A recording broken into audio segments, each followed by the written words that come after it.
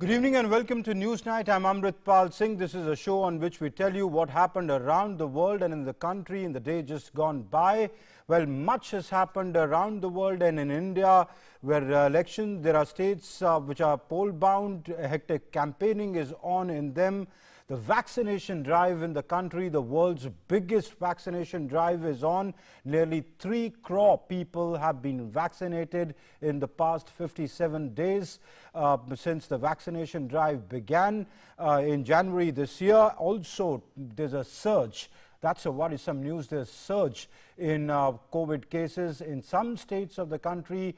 The country reported 25,000 new cases in a single day. Now that is worrisome. Even as vaccination drive is picking up, we need to adhere to social distancing protocols, the COVID protocols of washing our hands, keeping social distancing, wearing mask all the time. Remember, while the vaccine is out, but that's not the answer yet. We cannot throw caution to the winds yet. We need to take care of ourselves till the last person is vaccinated. And even after vaccination, we don't know how this virus is progressing. The scientific community is not very clear. We do not wish to scare you. Yes, it's a shield against COVID, but will it prove to be a complete shield? Will new strains emerge? The scientific community still is seeking answers to that. So it's better to be safe than sorry. So protect yourself, follow COVID protocols, keep distance, and follow the protocols that the government has told us to follow. Also, in the world news, how Myanmar, the protests in Myanmar continue. Even the military crackdown continues. We'll talk about that on the show tonight. But first up, the headlines we're tracking at this hour. The world's biggest vaccination drive on at war footing in India. At the end of the 57th day, nearly 3 crore doses of vaccine administered across the country. Spike in new cases from some states. Over 25,000 new cases reported from across the country. Election Commission takes action in the Mamata Banerjee injury case, suspends a security chief and district magistrate of East Midnapore district. BJP's Bengal unit writes to the Election Commission asking if all SOPs were followed during Mamata's treatment, demands the nature and the extent of her injury should be put in public domain. Hectic campaigning on in poll-bound states. Amit Shah and Rajnath Singh hold rallies in Assam. Huge turnout in Amit Shah's roadshow in Kharagpur in West Bengal. BJP and Congress released a list of candidates. AIADMK releases its election manifesto ahead of polls in Tamil Nadu.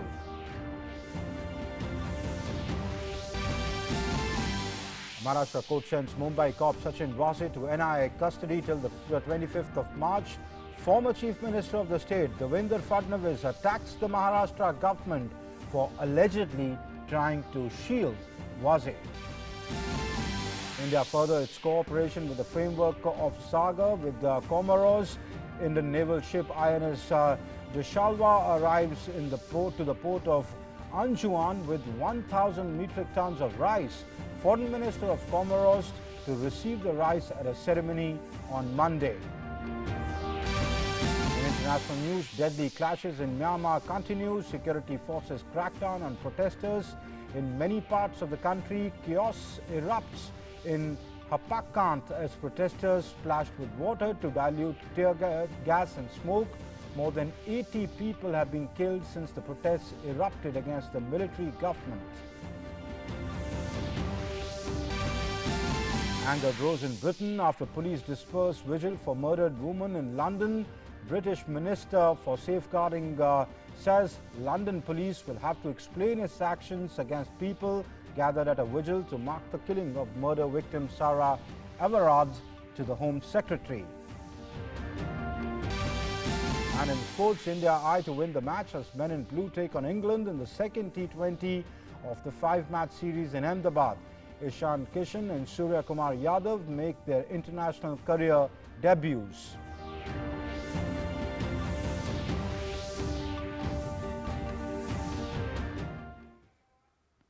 So those were the headlines, and now the news in detail. Number of daily COVID cases in some states continue to be a cause of concern. Maharashtra, Kerala and Punjab continue to report the surge in daily COVID-19 cases.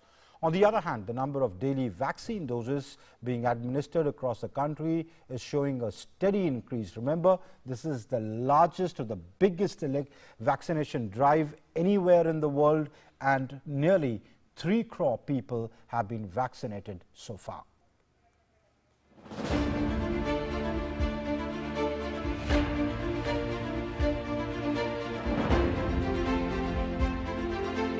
The number of daily vaccine doses being administered is showing a steady increase. But some states are showing a steep rise in the daily new COVID cases. The country reported more than 25,000 new cases on Saturday. Maharashtra, Kerala and Punjab account for 76.93% of India's total active cases. India's cumulative recoveries stand at 1,989,897 on Sunday. The national recovery rate is 96.75%. 16,637 recoveries were registered in the last 24 hours. 83.13% of the new recovered cases are observed to be concentrated in 6 states. ये बीमारी गई नहीं है, ये waves में आती है. पिछली बार स्पेनिश फ्लू भी आया था, वेव्स में आया था. लोग खुश हो गए जी, चला गया. कहीं नहीं गया. दोबारा वेव आई, तिबारा आई, चौथी बार आई. लोग मोमेंटम के साथ काम नहीं कर रहे, पूरी सोशल डिस्टेंसिंग को मेंटेन नहीं कर रहे हैं. मास्क लगाने में उनकी कुताही बरत रहे हैं. Maharashtra continues to see rise in daily new cases. Case fatality rate in the state is 2.28%. 8,861 patients were discharged today. 21,34,072 COVID-19 patients were discharged after full recovery until today. Recovery rate in the state is 92.21%. 16,620 new cases were recorded in the state today. 50 COVID-19 deaths were reported in the state today. Case fatality rate in the state is 2.28%.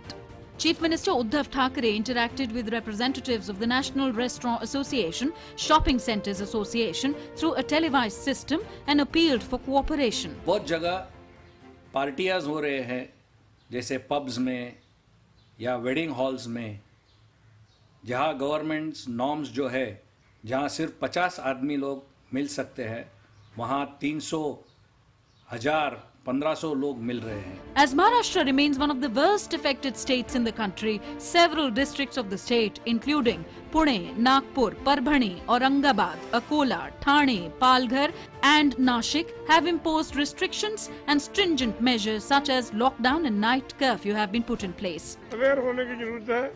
लोगों को हर एक को mask पहनना चाहिए. ये जरूरी है. समय-समय पर हाथ धोने चाहिए. However, good news is that 14 states UTs have not reported any COVID-19 deaths in the last 24 hours. In Madhya Pradesh, more than 700 new daily cases were reported in the last 24 hours. Chief Minister Shivraj Singh Chauhan met Health Minister Dr. Harshvardhan to discuss the COVID-19 situation in the state. Doctor Harshvardhan ji ने मुझे ये कहा कि dose ऐसी कोई कमी का सवाल ही नहीं.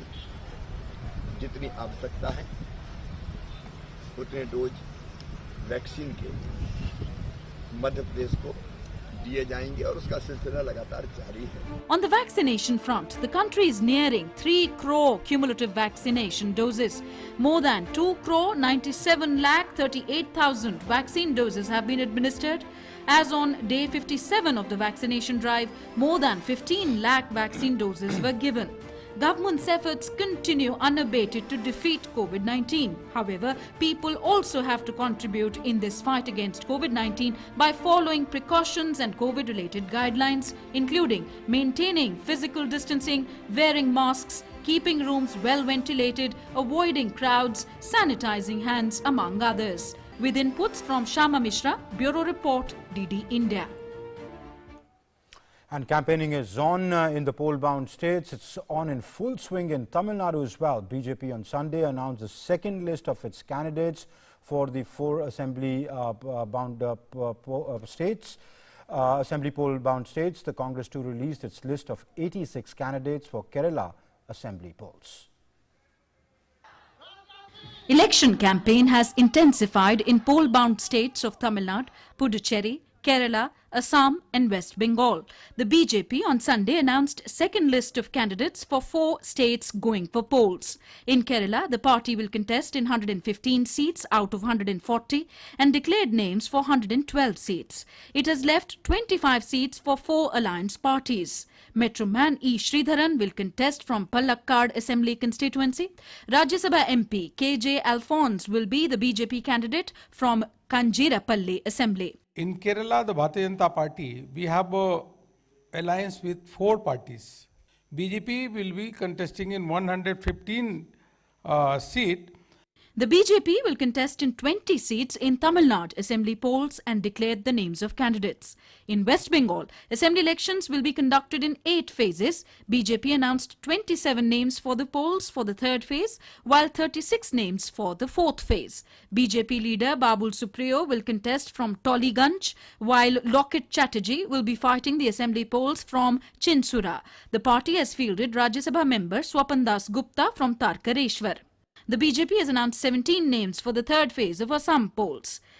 Campaigning is heating up for the assembly polls in the state as senior BJP leaders are addressing back-to-back rallies there. Senior BJP leader and Defence Minister Rajnath Singh addressed rally in Jorhat, while Home Minister Amit Shah was in Tinsukia and Shivsagar. Both leaders appealed to people to vote for the BJP to take Assam to newer heights. Congress party Rahul Gandhi ji के नेतृत्व में चल रही, मगर उनके कंधे पर बदरुद्दीन अजमल बैठे हैं। मुझे बताइए भाइयों, बदरुद्दीन अजमल जहां हो वहां घुसपैठ रुक सकती है क्या? जोर से बोलो, रुक सकती है क्या?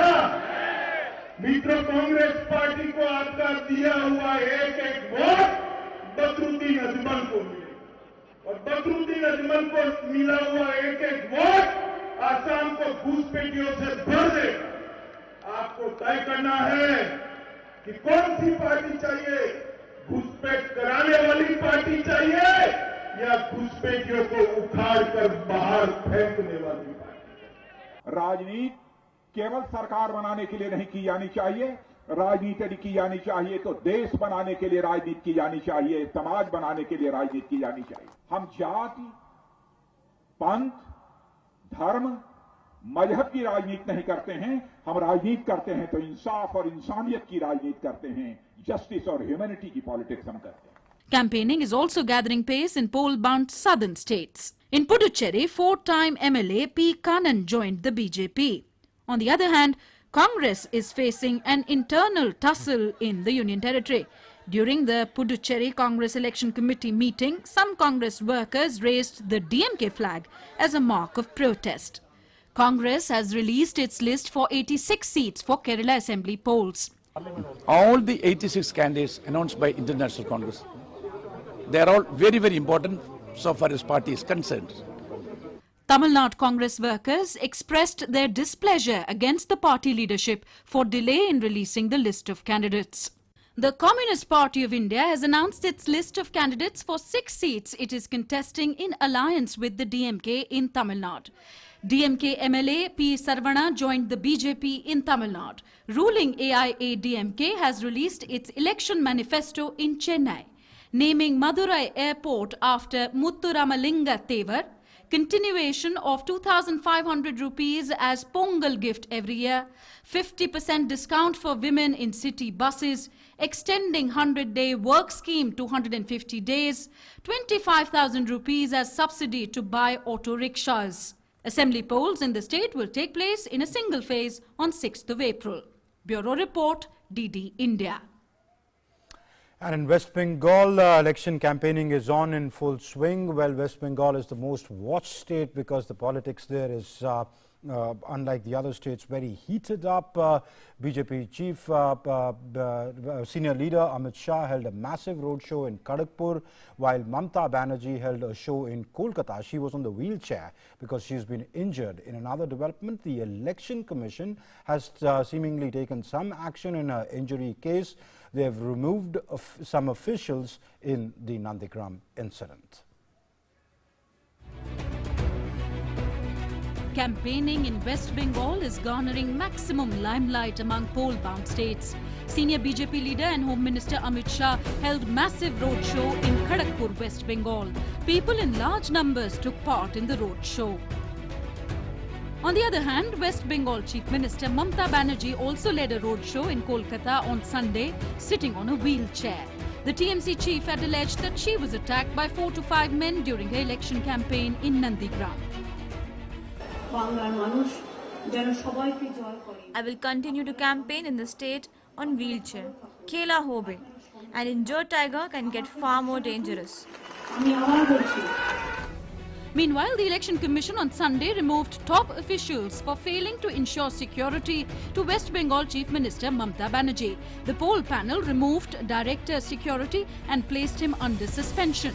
The Election Commission also ordered the suspension of Purva Medinipur SP. Earlier today, the poll body had ruled out allegation of attack on TMC Chief Mamta Banerjee based on the report submitted by the Election Observer and Chief Secretary of West Bengal. The BJP also wrote to the poll panel seeking that the medical records of Chief Minister's injury be made public. Moreover, the BJP has termed Mamta Banerjee's injury as a self-goal to extract maximum possible political mileage. Both BJP and Congress accused Mamta Banerjee that she is doing all sorts of things to garner sympathy votes. पश्चिम बंगाल में Trinamool Congress expire फार्मूले और expose self goal में लगी हुई है। अब जब expire फार्मूले और एक्सपोज सेल्फ गोल होंगे तो सच्चाई सामने आएगी, लोगों के पता लगेगा कि पैर जो है ज़मीन पे फिसला है या ज़मीन से पैर फिसल गई है या पैर से ज़मीन फिसल गई है।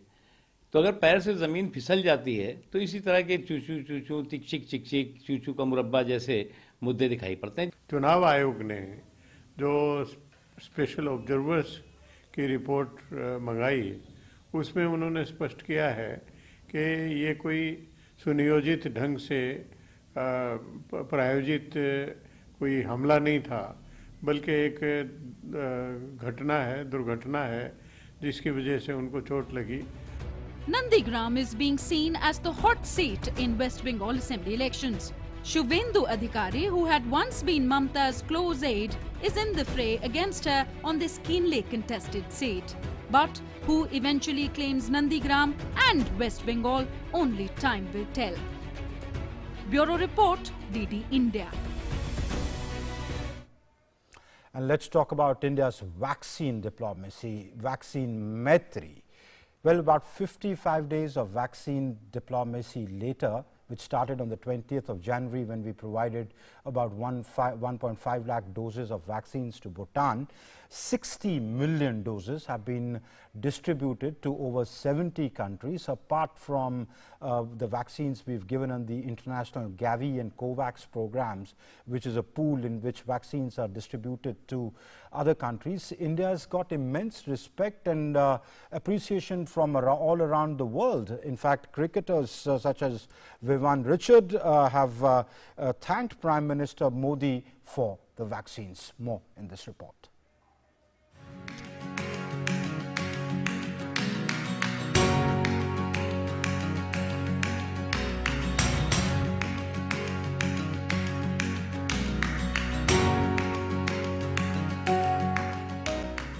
India's drive to distribute made-in-India COVID vaccines worldwide has now been extended beyond the nation's shores to cover almost all parts of the globe.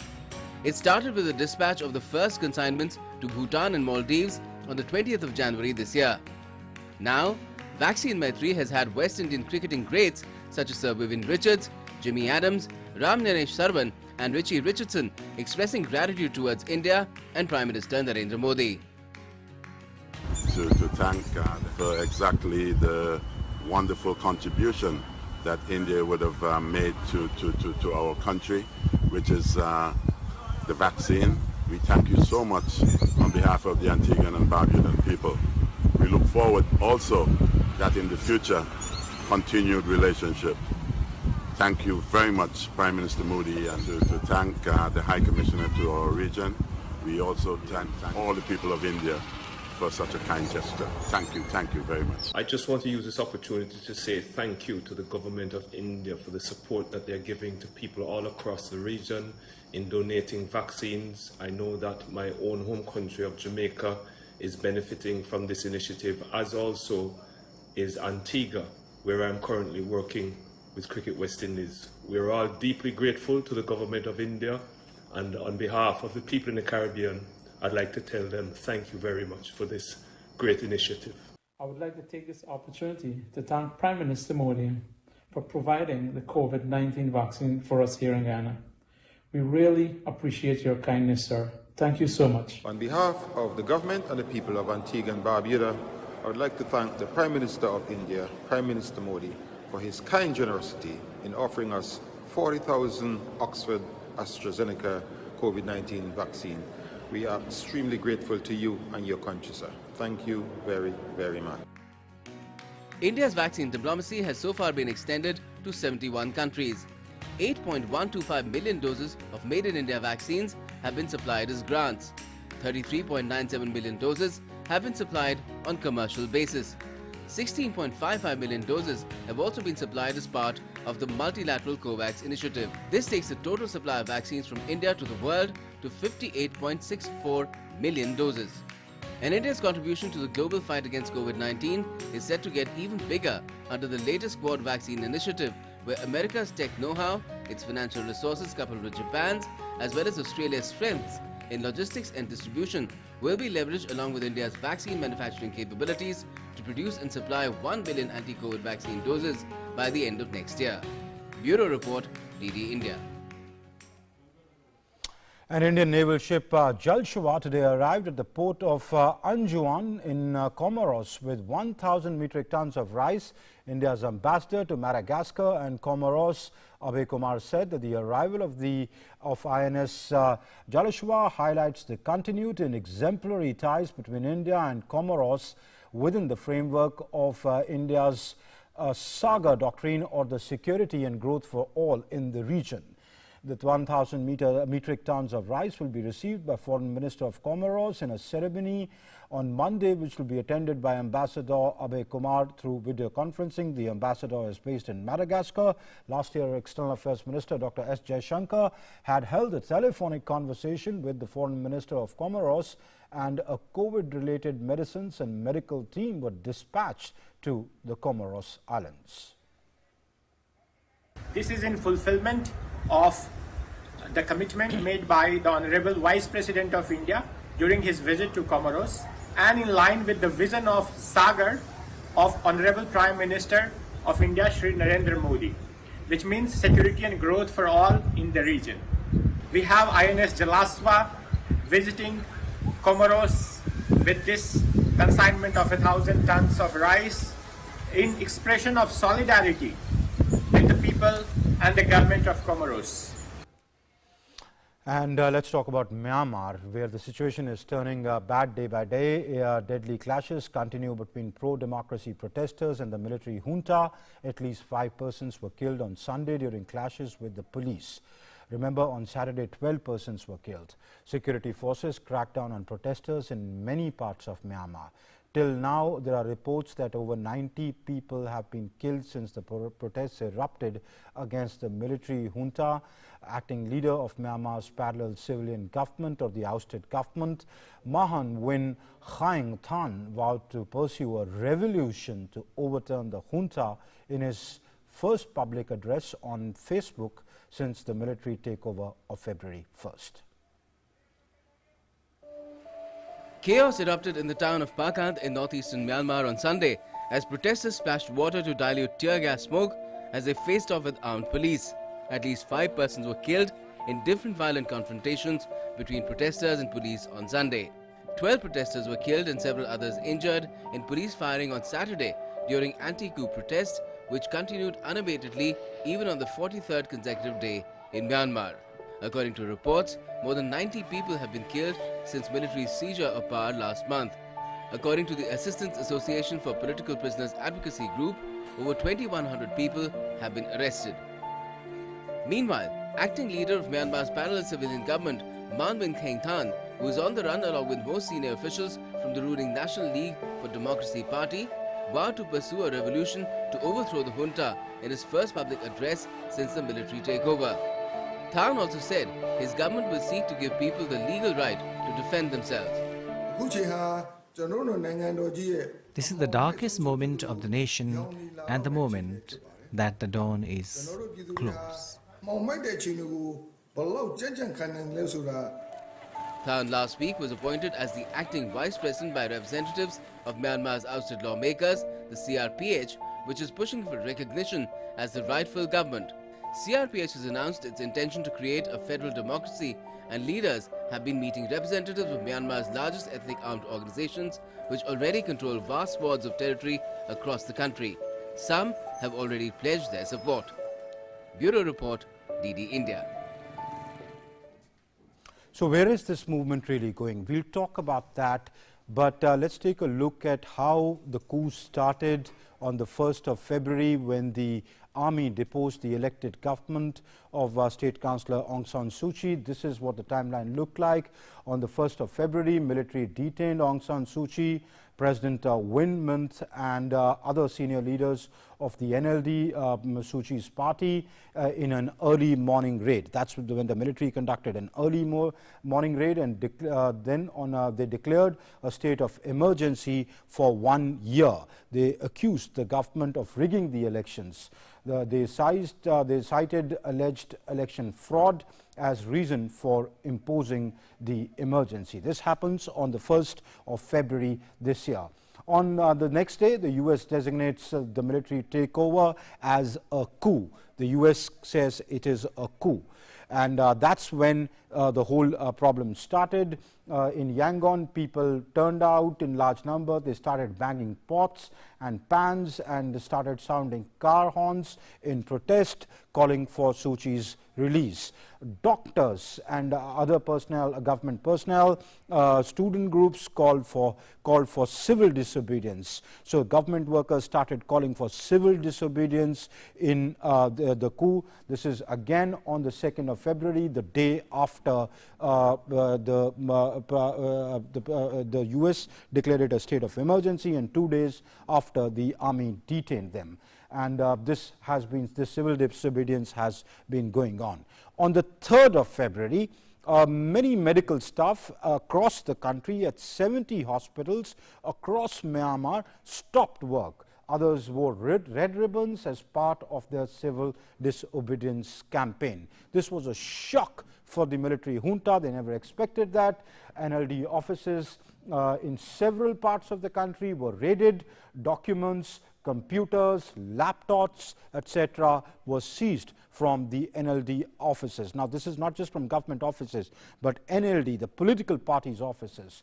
On the 3rd of February, again, the police filed charges against Suu Kyi. They said she has some walkie-talkies that she's imported without government instructions. They seek her detention till the 15th of February. President Myint was also charged for violating the COVID protocols. They invoked the COVID protocol, the national disaster rule of law of Myanmar, and booked him for that. On the 3rd of February, Facebook, Messenger and WhatsApp were blocked. These services were blocked. On the 4th of February, the next day, the United Nations Security Council called an emergency meeting. They called for release of Suu Kyi, but they stopped short of condemning the coup. It was early days. They were treading with caution. There were dissenting noise within the United Nations Security Council. On the 5th of February, teachers and more government workers joined the civil disobedience movement. So the movement gathers traction, more people join in. On the 6th of February, thousands take to streets in Yangon, the biggest city of Myanmar, and also in other parts of Myanmar. Again, on the 6th of February, Twitter, Instagram is blocked. Internet is completely blacked out. Now, this happens on the 6th. On the 7th of the month, on 7th of February, internet access is restored after much condemnation from the world, but social media platforms like WhatsApp, Facebook, Instagram, etc. remain blocked. On the 8th of February, curfew is imposed in Yangon, which is the largest city, Mandalay, which is the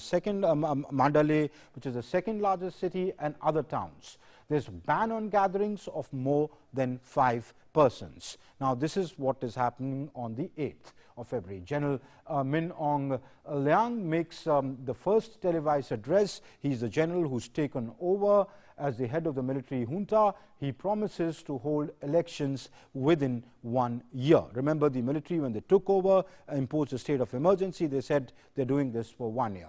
So the general reaffirms this in his first televised address. On the 9th of February, police fire guns into air, use water cannons and rubber-coated bullets to clear the protest sites. The military clearly was unnerved. One young woman was shot in the head with a live bullet. Doctors say she is unlikely to survive. Now, this happens on the 9th of February. Again, New Zealand suspends high-level contact with the Myanmar government or the military junta and imposes travel bans on the top generals of Myanmar, so that it says top generals cannot travel to their country. On the 11th of February, the United States imposes sanctions on Myanmar. Now, that was an important action. Myanmar acting president and several other top-ranking military officials, some of their financial assets, etc., in the United States, sanctions were put on that also. On the 12th of February, hundreds of thousands joined the nationwide pro-democracy protests. 3 persons are wounded by rubber bullets in clash with the police. And also, on the 12th of February, UN Human Rights Council or the UNHRC urges Myanmar to release Suu Kyi and stop violence against people protesting against the coup. Now, this was an important statement by the UNHRC. By now, pressure has started, international pressure has started building. Meanwhile, in the country, civil disobedience movement spreads. On the 14th of February, it disrupts air and train travel. Also, there was a military takeover. There were air travel restrictions anyway imposed by the army. On the 15th of February, armored vehicles are deployed in the main cities of Myanmar, and internet access is again blocked. Remember, it was blocked, then restored. Now, on the 15th of February, it is blocked. A judge extends Suu Kyi's detention for 2 more days. Now, remember, her detention was till the 15th of February. On the 18th of February, UK and Canada also join in to impose sanctions on the Myanmarese generals. On the 19th of February, security forces opened fire on striking workers at Mandalay shipyard, killing 2 persons and wounding over 20 persons. Singapore condemns the killings as inexcusable. The United Kingdom threatens further action. Remember, the UK has already imposed sanctions by now. On the 22nd of February, protesters launch a general strike. Businesses across the country close as protesters gather in hundreds of thousands. And US sanctions 2 more generals. The European Union also announces sanctions on the Myanmarese military. Now, 25th of February, Facebook bans Myanmar military from its platform with immediate effect. Till now, Facebook was banned in Myanmar, but now Facebook reacts, says Myanmar military cannot use its platform. On the 26th of February, in an important development, Myanmar's UN envoy revolts. He makes an appeal to the United Nations, urging use of any means necessary to stop their coup. Their own UN envoy, though he was appointed by the previous civilian government, calls for the world to take action. He's, of course, fired the next day. On the 27th of February, police launched sweeping crackdown, arresting hundreds and shooting and wounding many of the protesters. On the 28th of February, 18 people are killed as police fire on protesters. Remember, these numbers was what was trickling out. These numbers could be much higher. On March 3rd, when the turnaround happened, 38 were reportedly dead in police firing.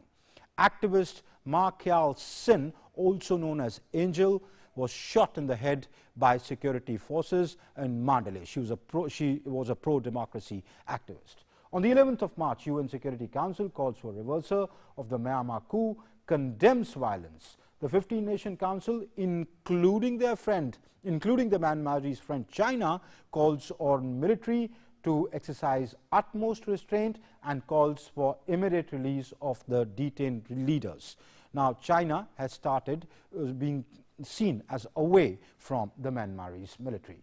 On the 13th of March, exhumation of the 19-year-old pro-democracy activist Ma Kal Sin's body is exhumed. This spark by the military. This sparks an outrage from across the country. Now, Man Win Khaing Than, he's the acting vice president of the ousted government, addresses the public for the first time. He goes live on his Facebook page. For the first time since the coup, he calls for a revolution. He says, we will take legal steps for people to protect themselves from the military junta. Now, where does this all go? That is the point of our discussion in our In Focus tonight. In our In Focus tonight is anti-coup protests intensify, ousted civilian government vows revolution. Anti-coup protests intensify even as the ousted civilian government or the parallel government being run in Myanmar has vowed revolution against the military junta. To talk more about that, I am joined by Rajiv Kumar Bhatia, former Indian ambassador to Myanmar, and also Dr. Negin Pao Kipken. He teaches at the O.P. Jindal World University. Both gentlemen, many thanks for being on the show tonight. First to you, Ambassador Bhatia, what is the sense that you make? Where is Myanmar going? The protests refuse to die down. Yesterday, the reportedly 12 persons were killed. Today, the reports trickling in say 5. The numbers could be much higher because there are restrictions on the media to report from there. Neither is the military backing down, nor are the protesters. Meanwhile, the head of the civilian government or the underground government or ousted government, whatever you wish to call it, has called for a revolution. Where is this going? I must compliment you for a comprehensive summary of events on various planes within Myanmar and on the international stage. The short answer to your question is that as some of us had anticipated on the day of the coup or within 2 or 3 days of the coup, things are actually moving in that very direction. The direction is protracted impasse descending on Myanmar because the military is quite determined and is not planning to back down. It has all the power of guns and more in its hands. On the other hand, you have people who are very seriously and deeply aggrieved, who have already suffered a great deal of general hardship, who have lost a lot of lives. It is not a question of counting 1 or 2 or 100 people. Even 1 person dead is one too many. But a lot of people have lost their lives. True. And a very large number of people have been arrested. They've lost their liberty and they are suffering all kinds of Some reports say over 2,100 arrested, over 90 killed. My experience of Myanmar, having lived there for 3 years in quite disturbed conditions, is that nobody knows exactly how many people are in the jail today, because what they keep doing is to arrest people, release some of them, detain more, and there is never any official statement made. So you have a situation where the military is determined, so are the people. But the impasse situation is now very obvious. It is almost 45 days. It is obvious because the battle for the heart and soul of Myanmar is still on. Now look at the external side very quickly, which is that a lot of hopes were placed on the UN. UN has taken a clear position, particularly at the Security Council level. After maybe somewhat of initial hesitation, the statement, a very elaborate statement of the President of the Security Council that was issued a few days back was very clear.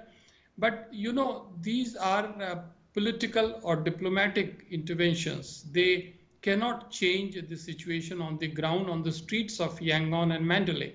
So in that context, the latest development, I think we also should take note, which is the very calibrated short statement made by the Quad leaders who just met 2 days back through the virtual format. And there the leaders of US, India, Australia and Japan called for the restoration of democracy, and they called for the strengthening of democratic resilience.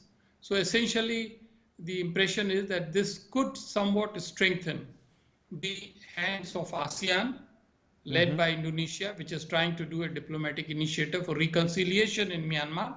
Okay. But even there, as of now, not too much hope is placed. Maybe a little later, they will begin to kick into action. All right. Let me come to you, Professor Kipken. You are from Myanmar. You teach in India. Ambassador Bhatia says it's a protracted impasse. Where did the military go wrong? Did they fault in assessing that people have tasted democracy and they would come out on the streets? They will not come out. Did they fault there? They did not factor in that people would come out in such large numbers. Civil servants will go on, will join the civil disobedience movement, not report to work. Was that a miscalculation there by the military? First of all, thank you for having me on the show. Just to answer in a very briefly, yes, I would say that the military has somehow miscalculated the reaction that would come from the people. So looking at the past coups, they believe that after coming very tough on the protesters, these people would disperse and they would be hesitant or reluctant to come back. But this is not the case. As you said, the people in Myanmar, especially the youngsters, have witnessed or have experienced about 10 years of democratic rule, even though it was not perfect democracy. So for them, the military coup is something that a dark history, which they don't want to experience again in their lifetime. So for them, it is not about NLD or Aung San Suu Kyi, one party or one leader for that matter. It is about opposing any form of military dictatorship so that they get to stay under democratic rule. But coming to the recent development, I would say yesterday and a few recent days, I would say, that I would like to discuss in two fronts. One is the domestic front, and the other one, of course, would be international front. Domestic front would be first, we saw today, yesterday, the acting vice president came out very strongly and urging people, not just the protesters, but also the ethnic armed groups. If you may recall, Myanmar, since the country independence, in fact, 1 year after the country's independence, they have started witnessing this armed movement, and which is considered by many scholars as the longest civil war in the world. And he has been appealing not just the civilian, the public servants, but also ethnic armed groups to come and support the democratic cause, and so that they can bring down this military leadership or military junta. And I think this is still a question up in the air. Of course, we have seen armed groups such as the Karen and Kachin are strongly supporting this pro-democracy movement, trying to bring down in the military dictatorship one way or the other. But time will tell whether other ethnicities or other ethnic armed groups are joining this movement with their arms and protecting the people, and also perhaps using their own arms against the military or the security forces, who are killing their own people. That's the domestic front. International front. I'll stop you, Professor Kipken, there. We'll come on the international part of it. I want to discuss this point here. I want to go back to Ambassador Bhatia. Ambassador Bhatia, now the acting vice president, who was appointed by the legislators as the head of the government, parallel government, or the ousted civilian government, now he's called for revolution. And when he was appointed, it was very clear. Let me read this out. The intention to create a federal democracy leaders have been meeting with representatives of the Myanmar's largest ethnic armed organizations, which already control vast swaths of territory across the country, and some out of them have pledged their support. Now, as he calls for armed organizations, ethnic organizations to join the protests, as he calls for a revolution, now these armed ethnic organizations may want, the junta might be controlling them today, but tomorrow they are fighting against the state. Tomorrow, if the civilian government comes into power, they would be fighting them. So it's really a dangerous path that he's taking, isn't it? You are absolutely right, and I'm really very delighted by the desire to go into the depth of this very complex matter. I think it's very important to do so because Myanmar is a very important neighbor for India. I think if we look at the internal political landscape, and that is important to understand this call for revolution, there is the majority community, which is the Burman or Bamar community, right. Roughly about 68% of the total population of the people, and they live in the heartland of Burma or Myanmar. Most of the present stakeholders are from that community. Okay. So fundamentally, it is intra-Burman affair largely. However, roughly about 35–38% are the ethnic communities which are largely on the peripheral regions. Now, those peripheral regions used to have problems with the Bamar leadership itself, the Myanmar leadership itself.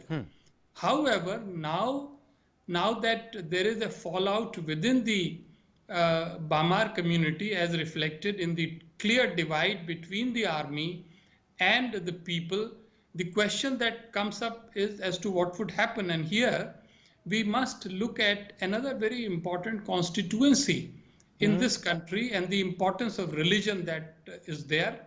And this is the monks.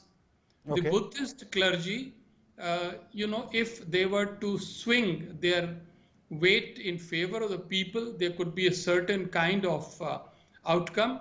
If they continue to be neutral, that would be another outcome. And if they fully support the military, that would be yet another, result to be faced with. So we must watch as to how the clergy is acting. In terms of the call for revolution, very briefly, all that I can say is that at this moment, it looks brave words. Okay. Revolution needs a lot of absolutely. It has a lot of interpretations. Yeah. I'm completely out of time, Professor Kipken. The last word to you. You were saying you wanted to say something about the international community's response to the situation in Myanmar, but very, very briefly, please. So the Quad has spoken up in support for the restoration of democracy. But here, one thing I would like to emphasize is the role of China. And China has been the staunchest ally and supporter of Myanmar for the past several years.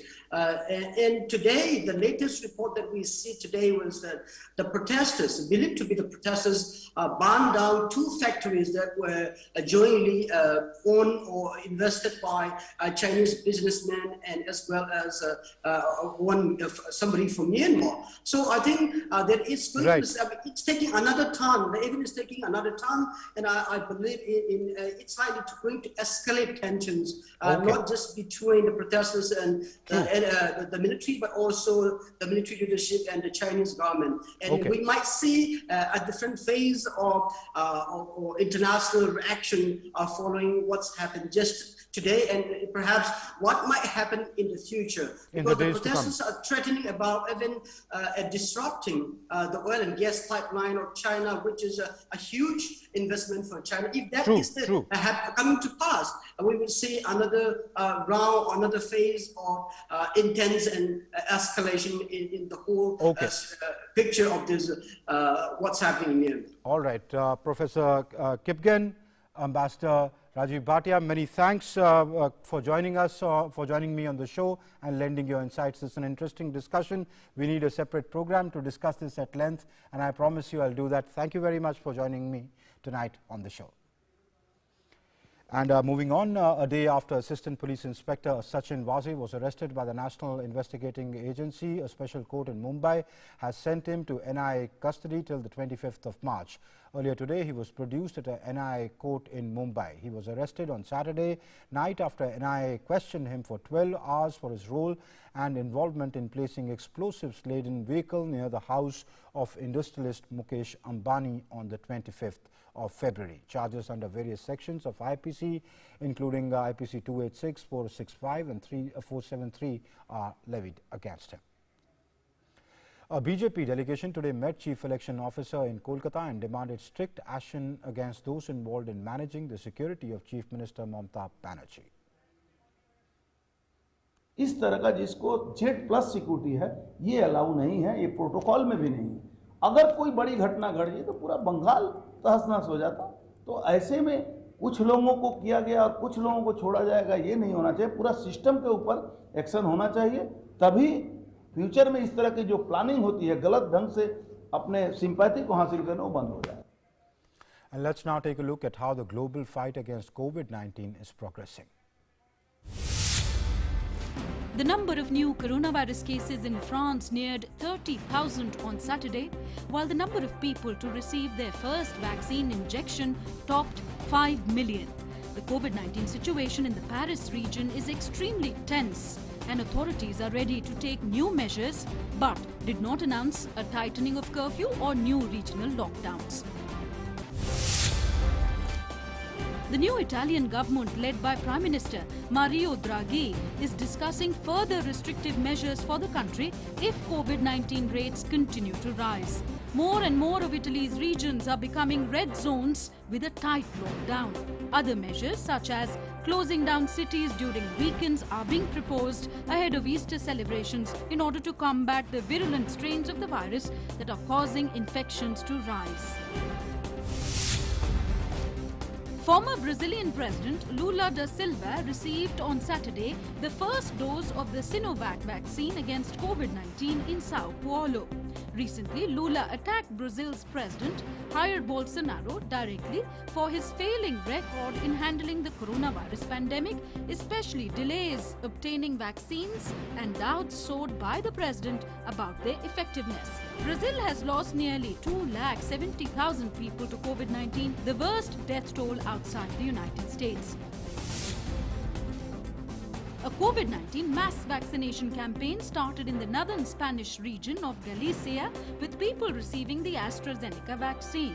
4 Spanish regions had stopped administering doses from a batch of AstraZeneca's COVID-19 vaccine following reports of the formation of blood clots in some people, although the central government plans to keep using the shot.